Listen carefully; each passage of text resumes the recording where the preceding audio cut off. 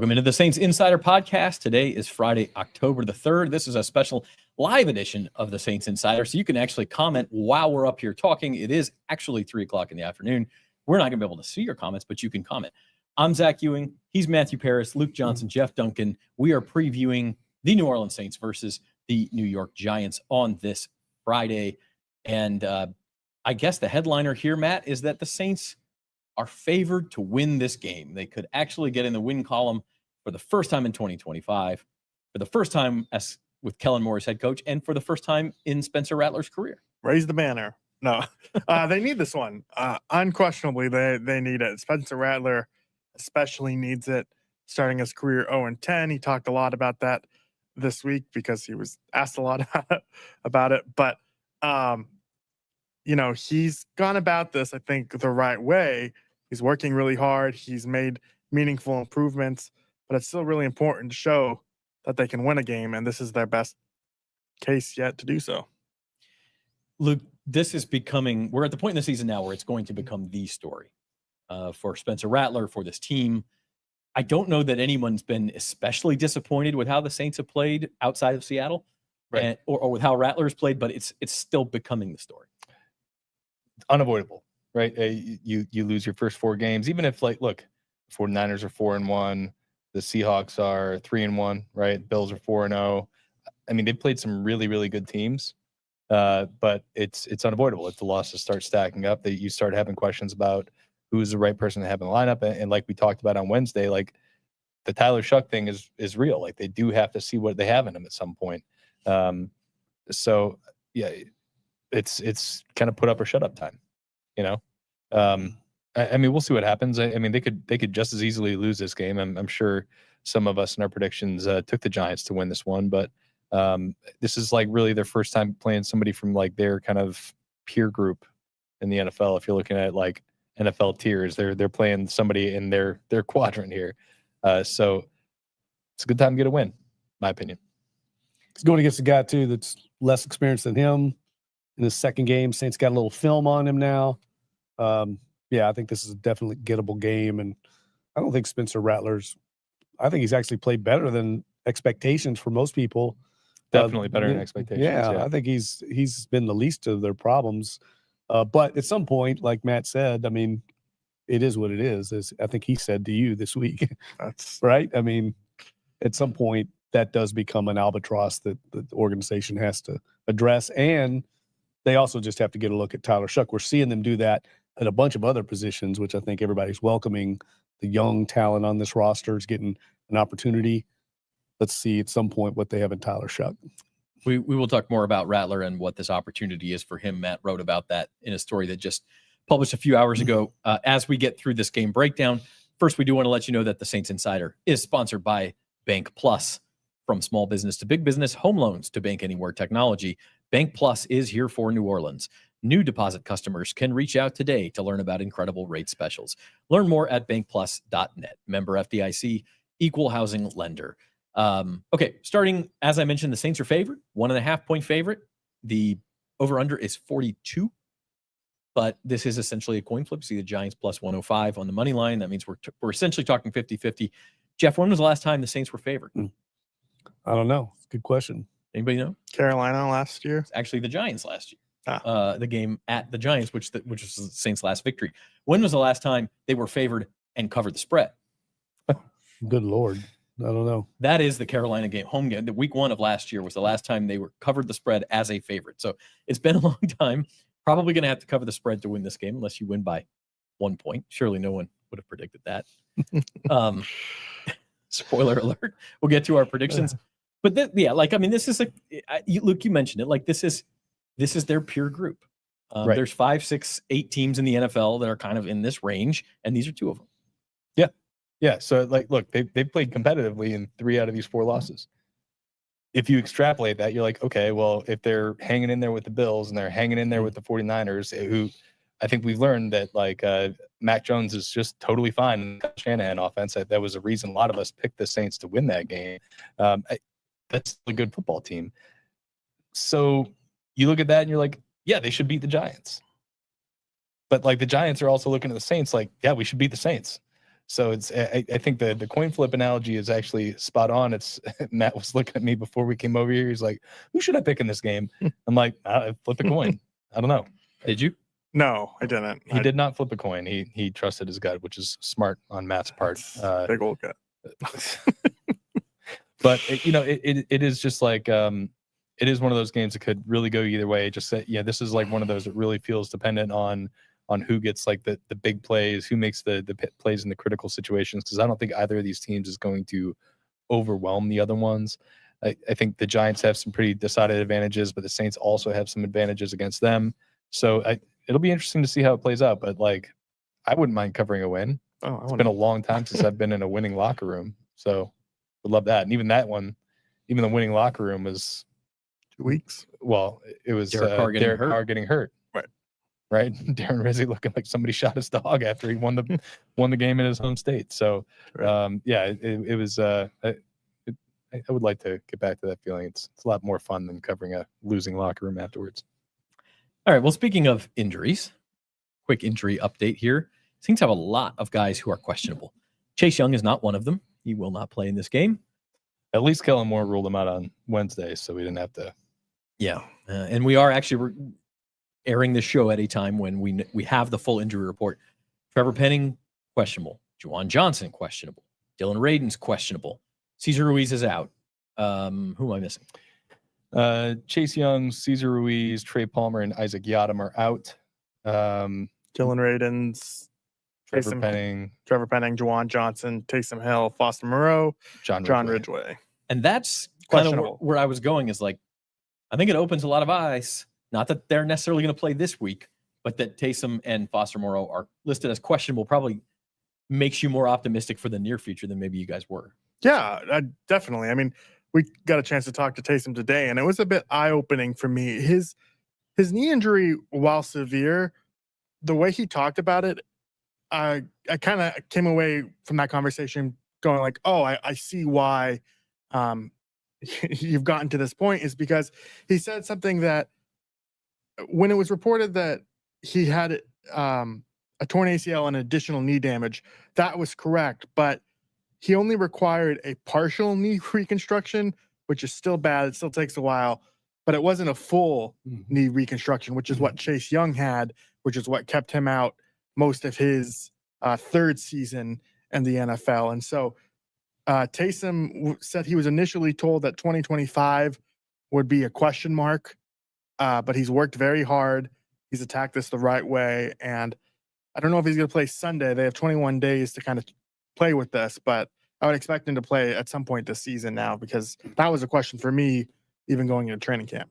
Also the fact that he's an athletic freak and will just come back from these things faster. Yeah, even at 35 years old, he's a complete freak in nature. I think I'm still like kind of I would, just based on what we've seen in like these 20-minute practice windows that we get, I think I would still lean more on the doubtful side for Taysom Hill this weekend. Yeah.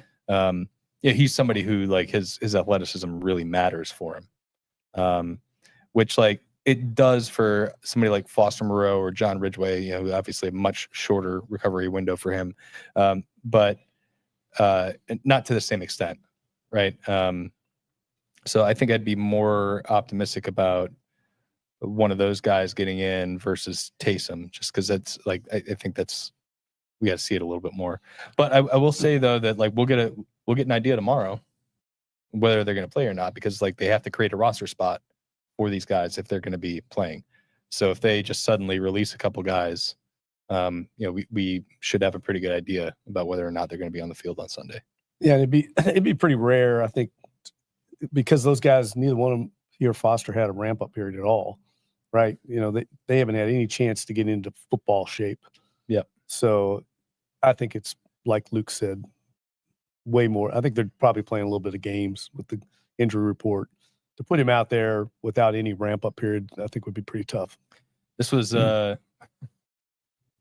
somebody who I won't name was just complaining about Bill Belichick ruining the rules, because back in the day he used to just put like a bunch of people on PUP as a way to kind of get around the roster. Yep.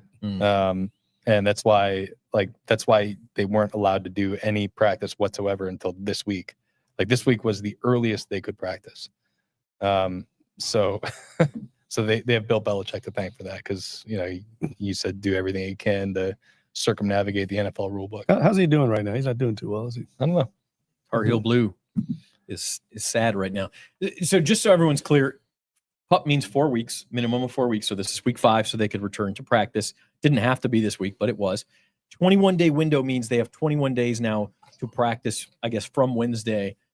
And within 21 days, they must be placed on the active 53-man roster. Correct. And if they are not, then they are done for the season. Correct.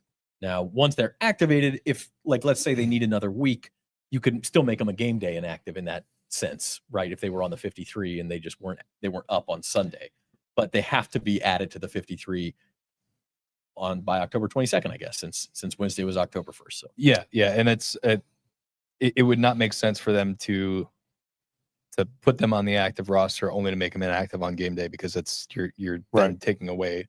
Well, the only reason you would do it is because if you don't, at this point, their season's over, and you have to just you need one more week. Maybe you would do it, but I think like his return eventually, whatever level he returns at, along with Foster Moreau, I think we're seeing this offense start to become more of a ground base. That's their strength. I think suddenly, you can see them lean into that even more with Taysom Hill, some of the elements he brings to the run game, along with Foster Moreau being a good blocker.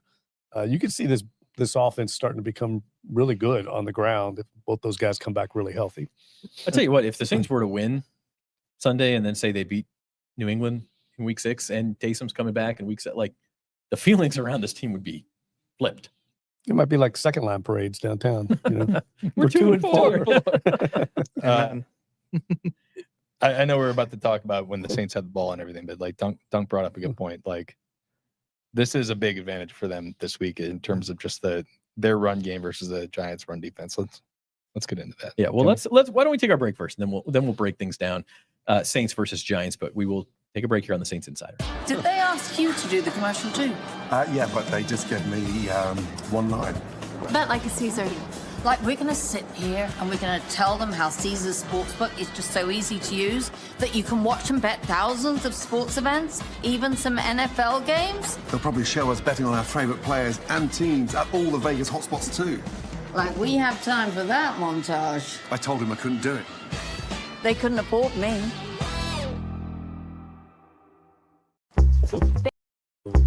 Banking has come to a crossroads. Do you want to bank with an actual bank, with actual people? One that you can walk into? Or drive through, get real help from a real person? Or do you want a bank that lives inside your phone? A digital bank that gives you control of your money anywhere, anytime. Well, why not both? Bank Plus, a partner in your corner, wherever that may be.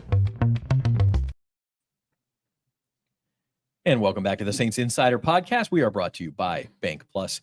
You can subscribe to the Saints Insider on YouTube. Leave a comment, hit the like button, all of that good stuff. You can also find us on Apple Podcasts or Spotify. Okay, Saints versus Giants. Luke, you teased it. When the Saints have the ball, they're going to want to run the ball. The Giants are giving up 6.1 yards per carry this year, which kind of blew my mind because their defensive front is awesome. But I mean, the numbers kind of speak for themselves, and it's not like they have faced these like premier running backs. Marion Hampton averaged like 12 yards a carry last week against them. Gave up some big games. The Cowboys and the Chiefs had a couple of running backs have some nice days against them. So like, it feels gettable. It feels gettable if like the Saints' interior offensive line isn't just completely in shreds this week, which we already talked about. Cesar Ruiz being out, Trevor Penning being questionable, Dylan Radins being questionable. We'll see what that looks like. But I think that's like got to be the clear emphasis this week, and it's going to be imperative on their defense not to give up a couple early scores so they can get into that like positive or neutral game script to where they can use Alvin and Kendre and maybe Taysom Hill in the running game. Yeah, I mean, I think you can look at it like that. Like, hey, this is a huge weakness the Saints should be able to take advantage of. The other side, Jeff, I guess, is if they don't take advantage of this, they're in big trouble. Yeah, I mean, it's weird. Like Luke said, they've got one of the best defensive fronts in the league. They've almost all first-round draft picks. but they've given up. They kind of remind me a little bit of the old Saints defense the last few years where they give up like a big play. You know, Amari and Hampton had a huge run against them, so it skews their numbers, but they're giving them up. So it is what it is. But down to down, they might be pretty solid against the run, but they haven't tackled very well, listening to their coaches talk. And the way Kendre Miller's running, I expect them to keep feeding him. I mean, he seems like he's kind of emerging right now as a real weapon for them. And I just can't believe they wouldn't keep leaning into that, especially against this. I mean, 6 yards a carry is a lot. I mean, that's got to be at the very bottom of the league. It's 31st in the NFL. Yeah. So, I mean, that's where they've got to get a lead. You know, I wrote about that this week. I mean, once they get a lead on somebody, then they can open up the playbook more. I think some of those downfield shots that Kellen's been talking about, I think some of them have been there and they just haven't either hit them or Rattler hasn't felt comfortable pulling the trigger on. I think that'll come with a lead and with this running game getting going. It's one of the interesting things when you look at like the advanced stats. I think Alvin Kamara has had the most attempts in the league this year against light boxes. It's because teams are like, you're not going to beat us deep. But if a team like the Giants comes in, they're like, crap, like the Saints ran for 190 yards last week and they've got these guys going. And we haven't been able to stop the run at all. Let's play some heavy boxes. Like maybe that'll open up some downfield stuff for the Saints. Maybe we can see Rashid Shaheed get involved in the explosive passing game, or Chris Olave average more than 7 yards a catch. And maybe that stuff will happen just because of like who they're playing, what the Saints have been strongest at, what the Giants have been weakest at. Yeah, and part of those light boxes were because the Saints were in shotgun so much, and that was the noticeable change from last week as they went so much under center. But I do think it opens up the play action game. We started to see it a little bit more in Buffalo. And Spencer Rattler said something really interesting this week. He said that the Giants don't really rotate their safeties and like disguise as well, basically, as the other teams they face. And I wonder if that kind of opens up the downfield passing game a little bit more, where you can see what's happening pre-snap. You don't really have to worry about the picture changing after snap, and you can just kind of be more confident to let it rip. And we've seen the Giants give up big plays. You know, the Dallas game, they were a mess, but that's Dak Prescott. And I know I'm saying Patrick Mahomes in the next game here, but Tyreek Thornton, Tyquan Thornton, who was in the Patriots, kind of revived his career in Kansas City because of those deep plays down the field. And I mean, the Saints have speed. It's just if you can get by Paulson Adebo or have Paulson Adebo commit a pass interference penalty, 55 yards downfield. It's I've seen that movie. Yeah, there's. I think there are going to be opportunities there. It's just a matter of do they have time to hold up in pass protection. And I tell you, I think he'll play. I think Juwan Johnson will play, but his loss would be big for this team. I think. I mean, he's been a go-to guy, kind of a security blanket for Spencer Rattler, and if you take him out of the equation, it still gets pretty meager at the receiver position, you know, for pass catchers, especially at tight end. So that's one to watch for sure. I mean, they need him out there.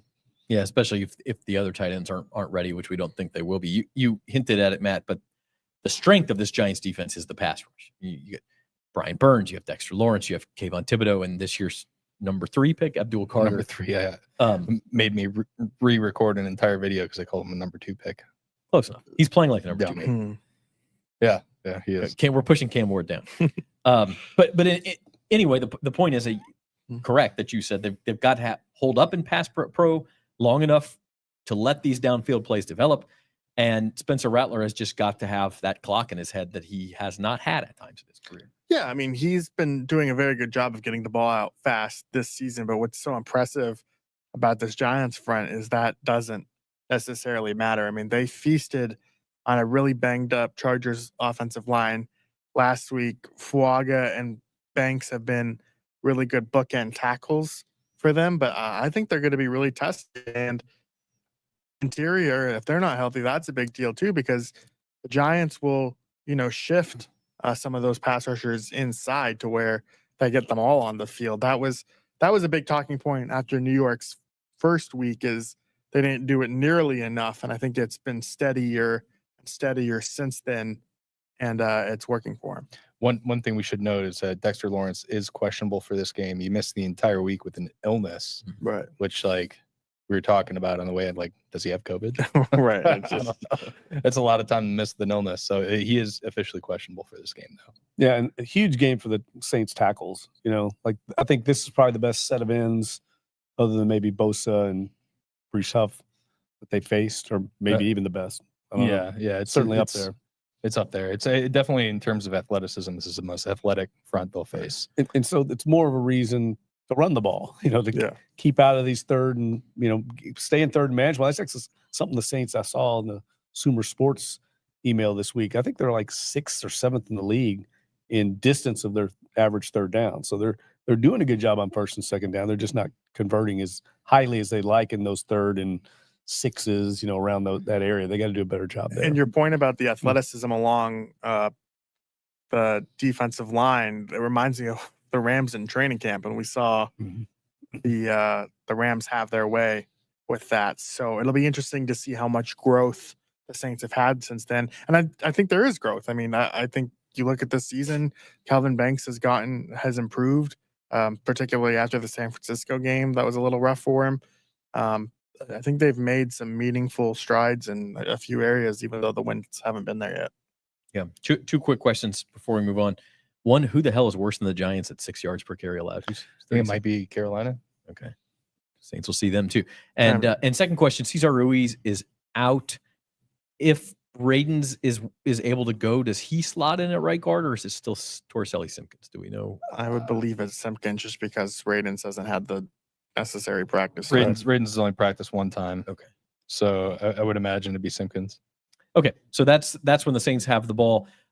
When the Giants have the ball, they have Jaxson Dart in at quarterback. He led them to a big win. He is suddenly second in the offensive rookie of the year voting in the odds, which is kind of crazy after one game. He is sort of the talk of the town. He also, Jeff, does not have Malik Neighbors at his disposal, which he had for the first half last week. Yeah, obviously a huge loss. I mean, he'd be the best player on the field probably if he were there.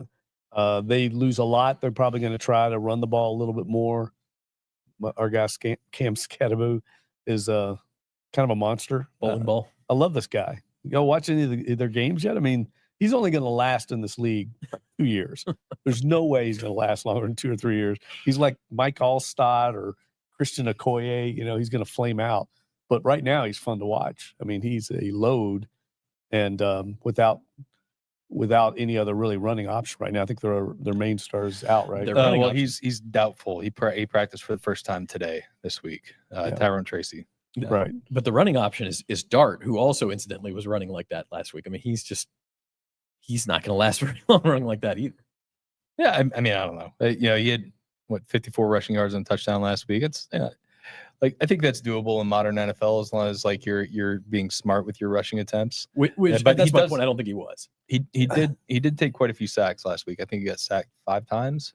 If I'm right. I think he also came out for a concussion evaluation. He got hit once. So yeah, he had 12 carries. Get down. And I haven't gone back and looked at every snap, but I'll bet he slid like twice. I mean, he was taking hits. Yeah, he'll learn. But I mean, that's to Luke's point. That's a factor now. I mean, it was like a factor last week with Josh Allen. I mean, that's something Jaxson Dart can do.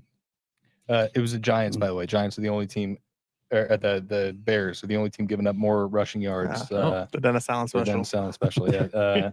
Bears are giving up 6.15 yards per play on the ground. The Giants are at 6.06. Saints' next road game. What are they in success rate? Does it show that? I'm on. Yeah, okay. GSIS. You're not on your fancy stats, nerd. We'll find out. But yeah, I mean, I think the receiver core for the Giants is interesting because without Neighbors in there, it's a lot like the Saints receiver core. Yeah, I kind of like their group. But it's like a lot of small speed guys. Yeah, you got Slayton, they've got Wan'Dale Robinson, they've got Jalen Hyatt, who's not small per se, but he's really thin and wiry. Is really, really just a vertical threat for them. So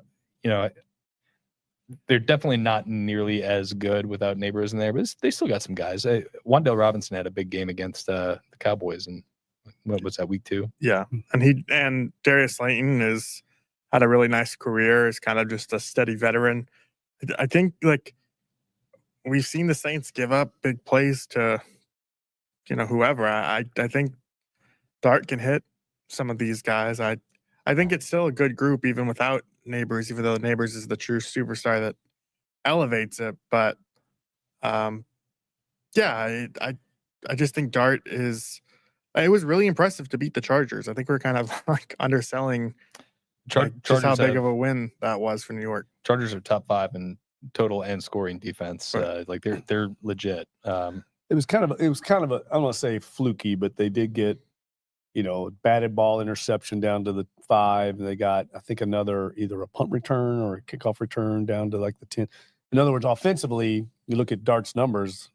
They only had 99 yards. Yeah, they're pretty pedestrian because he didn't have to do much. They got down there. They settled for a field goal, I think, after the Dexter Lawrence interception.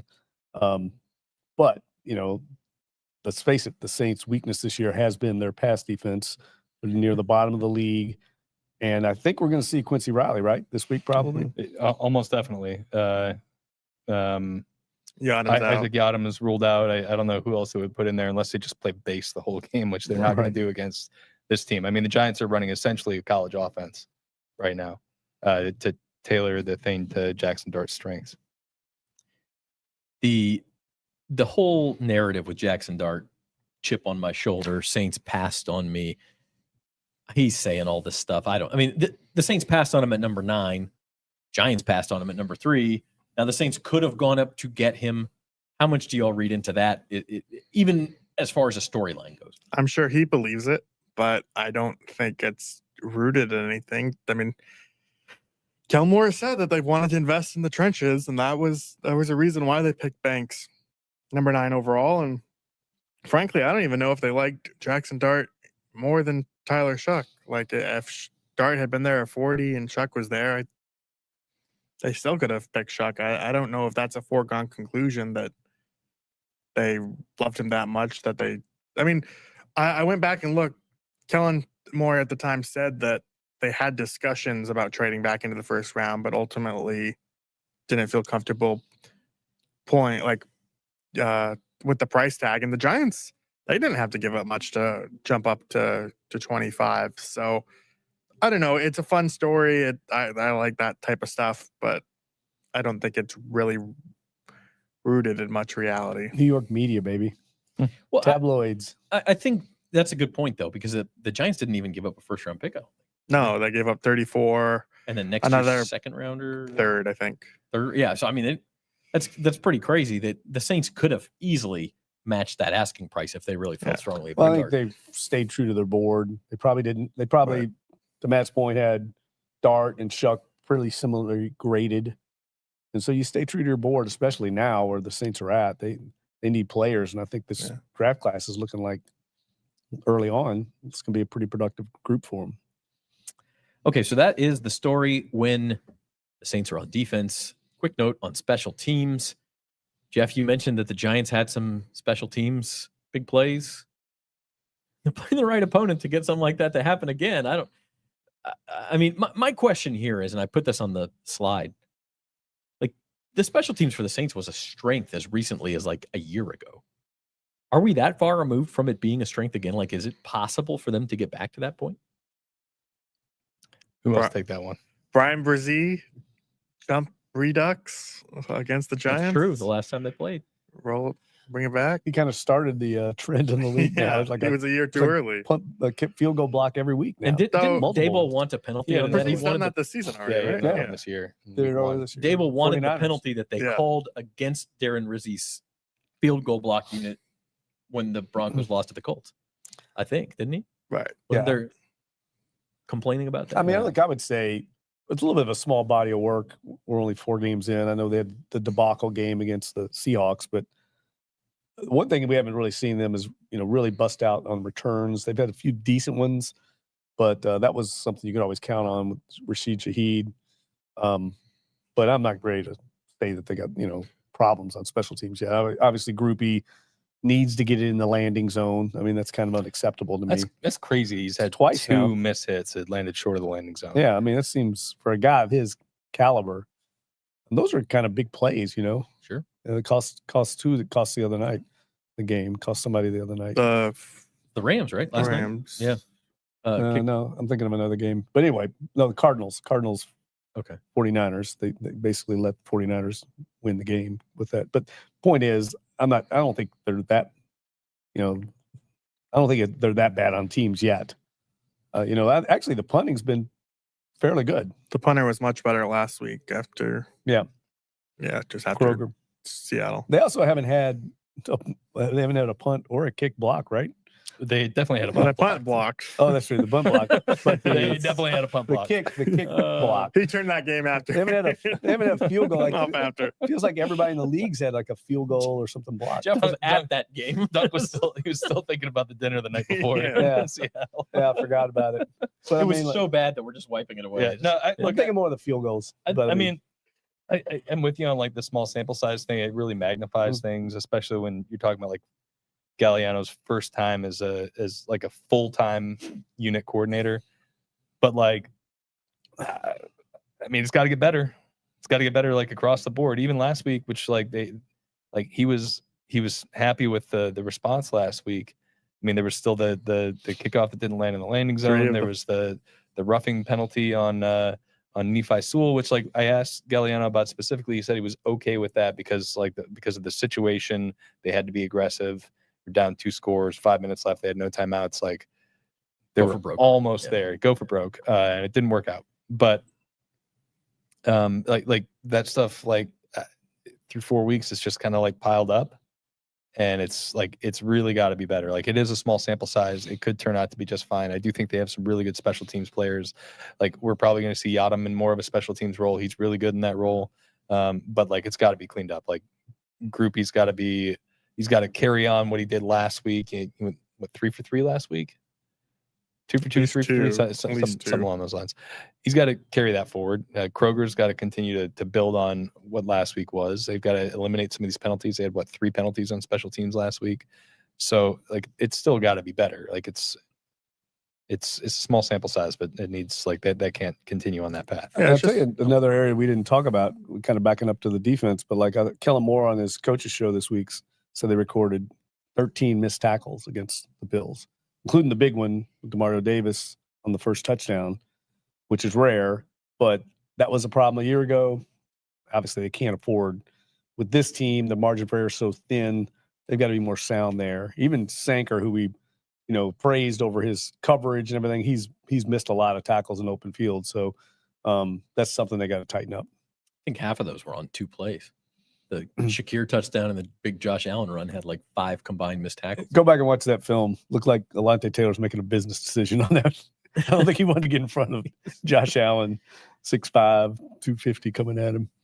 Okay, so yeah, I mean, special teams. Look, it's the fine margins. This team's going to have to be better. So we'll see if they are. The consensus here is that the Saints. This is as far as kind of rebuilding seasons go. This is a big game. They have to win this game if you're going to have any sort of a season. This game could decide whether we're going into disaster type territory and looking at draft picks the rest of the year, or if the Saints are going to stay competitive for a little while. It could decide their decision at quarterback. It could decide a lot of different things. And I do want to give you a chance just to talk about what you learned in that story about Spencer Rattler, Matt, where, you wrote a story, and we're not trying to pick on Rattler and say, oh, he's 0-10, but what you did was you went back and looked at some other quarterbacks who started their careers 0-10. Some eventually found some success. I think Troy Aikman's probably the most obvious example of that. 2 Hall of Famers. Yeah. 2 Hall of Famers of the 9.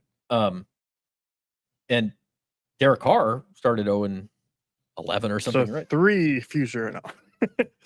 No, Easy. 2. But I mean, the point is Derek Carr, nobody's going to put him in the Hall of Fame, but nobody's going to say he was an abject failure as a starting quarterback either. So there is hope for some of these guys. I take that back. There are Saints fans who would call him that, but I don't think objectively that he is. But there's also guys who never won a game. Right, yeah. Zach Mettenberger, Brody Coyle, and Deshaun Kaiser, the 3 on that list who never won a game. But I had an opportunity to talk with Warren Moon, and he was fantastic of just the perspective of there were 2 things he was trying to juggle, right? He went into the situation knowing that, okay, this team is rebuilding. I've gone through a rebuild before in college. Like they were 2-9 before he arrived. His 3rd year, they won the Rose Bowl. Like he tried to use that light he could see the light at the end of the tunnel because he had gone through it once before. But it's a lot harder when he's in it. Like he admitted to being really frustrated that he like would second guess his decision to even sign with Houston because he came from the CFL, and so it wasn't like Rattler where he was drafted to Houston, but questioned that decision. Even when the losing continued into his second season, the streak was over at that point, but it got to a point where he moved his family up to like a luxury box so they wouldn't have to be in the crowd surrounded and hear all the insults. And it just like the noise carried it. And why I wanted to write the story this week is because I think the noise is really starting to pick up now with Rattler. Like if you log on to social media or you mention Spencer Rattler, you'll get a snarky comment saying he's 0-10. Like that's social media, but like even in the Seattle game, there was a fan holding up a sign saying 0-8 career quarterback. Like it's just becoming associated with him. And I was curious how he's handling it. He said all the right things, and I believe him mostly, but I do think it is tougher than he lets on. And I think what Warren Moon went through is kind of an example of that. It is tough to deal with. I think one of the interesting things when you and I were talking about that story is like you have that whole that weight of that record that you're carrying, but like it's not like he's just like just showing up at the facility and winging the ball around in practice and going home. Like there's like a lot of work that goes into this. Like he's showing up 2 hours before they go to practice. I'm sure he's staying late. He's putting in extra work. It's I think the thing that Kellen said about him is that he's process oriented, right? Which is it's the right sort of mindset for this. But like even if you're process oriented, at some point that starts to feel pretty difficult. Yeah, and I think like I mentioned Moon relying on his experience. I think Rattler has experience to kind of fall back on. If he told a kind of a funny story this week of in high school, Brian Dable, who was with Alabama at the time, showed up at a weightlifting class and offered him a scholarship. Like he was that high of a recruit where you'd get, college coaches showing up to your high school and trying to pursue you. And being at the top of that and then struggling in college, famously benched at Oklahoma, he's really gone through the ringer here so far early in his career. And I think it's helping him keep perspective, even though the wins haven't been there yet. And regardless of our position here, where we're trying to cover this team objectively, and I mean, it would feel good to see him get it. We'll make our predictions. It's not going to play into our predictions, but it would. I think just from a human interest story, this guy's worked hard. He's been through a lot. Yeah. He doesn't deserve to be over for his career. Warren Moon said they celebrated like they won a playoff game when the streak was finally. Yeah, and I would see the Saints doing something similar to that. I could really see them celebrating a lot if they win Sunday. So let's get into our keys to the game. What will it take? Boil this down to one thing, Jeff Duck. I say what we started this pod with, the Saints running the ball successfully, staying out of those third downs that is going to let that Giants pass rush get after them. So if they need to run for at least 100 yards, I think, in this game for sure, and control the first and second downs. Luke? I think they need to make Jaxson Dart look like a rookie quarterback. We haven't seen Brandon Staley be super aggressive yet this year.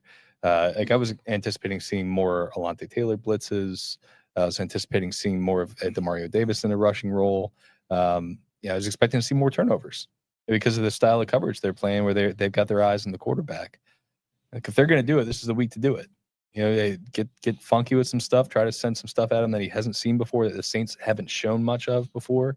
Try to make some big plays defensively. I think that to me is going to be the key to this one. I think the Saints will be able to move the ball against the Giants and have enough success to get the win. I think if they could help them out by making the critical plays defensively, that's where they'll get it done. I agree with that. And I think to Jeff's point, if they're going to run the ball, this offensive line has to hold up. They've got to be, honestly, they've got to be stronger in the run from a run blocking standpoint than they have been, because a lot of these running backs, a lot of their rushing yards have been yards after contact. So they have to be sound there. When Spencer Rattler does go back to pass, the tackles have to hold up, and the interior pressure is really important. I just think like this is a game your offensive line needs to dominate, and we haven't really seen that quite yet.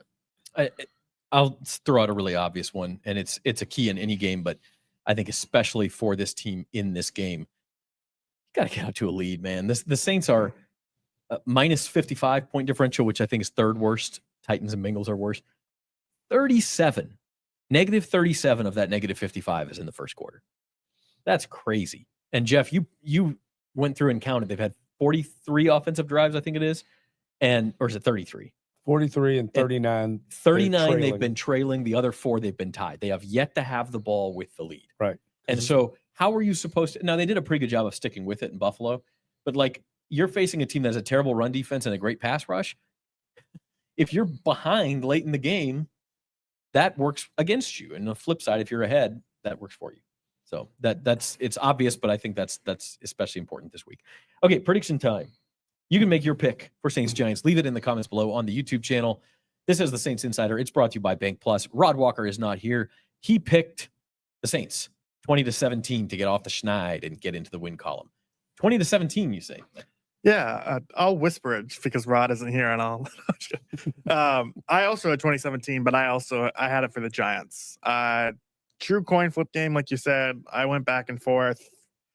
I just think the pass rush is going to be a little bit too much for them, and I like Jaxson Dart. I think his mobility is going to give the Saints some problems, and the Saints need to they're doing a good job at limiting explosives, but when the explosive has happened, they've been game-changing plays, and that's just too much of a problem, and I think that's going to occur again. I don't know how they fix that per se. I am with you. I have 22-17 Giants. I'm kind of just in show me mode with this team. Can they make a big play at the end of a close game to win it? I haven't seen it yet with Spencer Rattler in 10 tries. Not saying it can't be done, but I kind of need to see it before I'm going to pick it. I'm going to pick it. I'm going to take the Saints to win. I think I had, 24-23. 24 the 1-point special. Yeah. The Jeff Duncan. It was the Jeff Duncan special. Not covering the spread. Not covering the spread, but going over, which way over, yeah. How about that? I think I like the Saints rushing attack against this Giants rushing defense. I think that's going to be a huge part of it. I think they'll be able to get out to a little bit of a lead, or at least play like I keep bringing up in these neutral or positive game scripts, which they have not been in all year. I think that's going to help them, and I do think that Staley will find a way to get at least a impact play or two against the rookie quarterback at home. I don't know how well Giants fans are traveling right now with their team being kind of what it is. Maybe we'll see a decent crowd for this one that will actually kind of back the Saints, unlike the last time they were here in this building. So I'm actually feeling weirdly confident about this pick. We'll see how stupid I feel on Sunday. Weirdly confident about his 1-point pick. It is only 1 point, but I do feel weirdly confident that they're going to get a win in this game. All right, Jeff? Yeah, so I'm picking the Saints to win, but it has less to do with the Saints than it is a pick against the Giants. And you being the big better on our panel, on our podcast, goes back to my old boss, Bill Campbell, first editor that hired me, worked here for a long time. He was a big believer in you bet on the first-time quarterback, the first time they play, like Jaxson Dart, and you go against him the next week. And I think that's what's going to happen. I think, like Luke said, they get after him, they confuse him. Brandon Staley gets a short field or something, gets the dome into it. So I think it has more to do with how the Giants see this game. I mean, they might be a little fat and happy. I know they're not very good, but that was a big win for them last week. Now they got to go on the road, play a team that's 0-4. I could easily see them taking the Saints for granted, and I think the Saints will be a much hungrier team than they will. And I like them to pull something out, against him and maybe on defense or special teams. Hey, what about you, Norm? Norm's got 24-13 Saints. All right. Norm's going for the double-digit win. Oh, route. All right. Yeah. Lay the lumber. Really fat and happy. One of the interesting. I was thinking about this as we were doing the show. This is really because if they win it, awesome. You get that first win for Kellen Moore, but I don't know. This is also one where would people be okay in the fan base if they again play competitive and lose, and then they're like, no. Okay, now we have the leg up on another really bad team in draft positioning. There'll be a segment of fans doing that. There will be. It's just I've never covered a team in this in the position the Saints are in right now.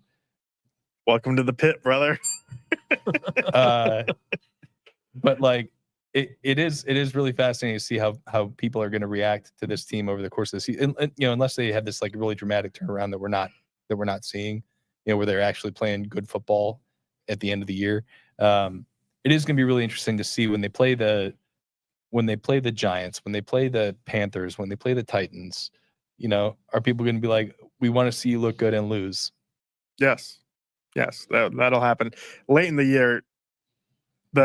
Late in the year, definitely. I mean, this might be a little early for it. In 2019, the Chase Young Bowl, it was Washington and the Giants. It was like week 18, and the reason why the Washington lost at the time was I think Bill Callahan opted not to go for 2 or went for 2, and it was like a miss, and it was the reason why the Giants won.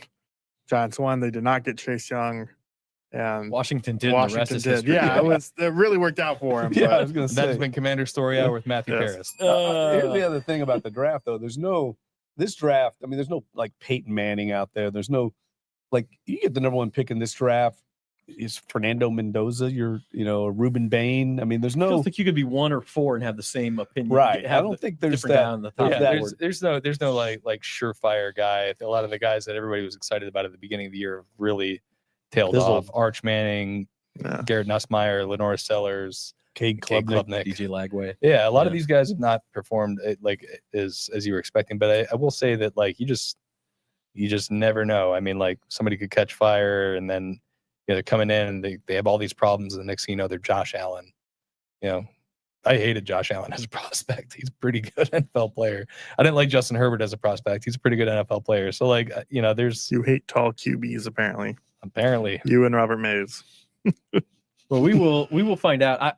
I think next week the storylines that there's if they lose this game, there will be changes in some form or fashion. I'm not necessarily predicting anything, but like I think it will come to the point where you're starting to see a youth movement. You're starting to hear more conversations about the quarterback, that sort of thing. And on the flip side, if they win, all of a sudden you're looking at this New England game in a different light. Like Tampa Bay's got 1,000 injuries. This division is not going to run away. We know that. It's been years since that's happened. So I think this game's kind of a pivot point. You're saying they should flex it back to 325 if the Saints win. That's right. Flex the Patriots game. No, don't do that because I hate 325 games. Yeah. I think Tampa Bay's pretty good. They are, but they're hurt. And they have the first place schedule. They're going to lose some games. So anyway, I'm not saying the Saints are winning the division. I'm just saying you have to keep that window cracked. Are you going to be reliving the Carolina Panthers? Yeah, that's what I was going for. That's what I was going for. I got sneaky playoff team. I got the Panthers winning this week. I'm beating Miami. Are they on a bye? Kind of. All right, enough of this. We'll see you for the post-game show on Sunday here on the Saints Insider YouTube feed. Until then, our producer was Norman Bell. He's Matthew Paris. Luke Johnson, Jeff Duncan. I'm Zach Ewing. Thanks for watching.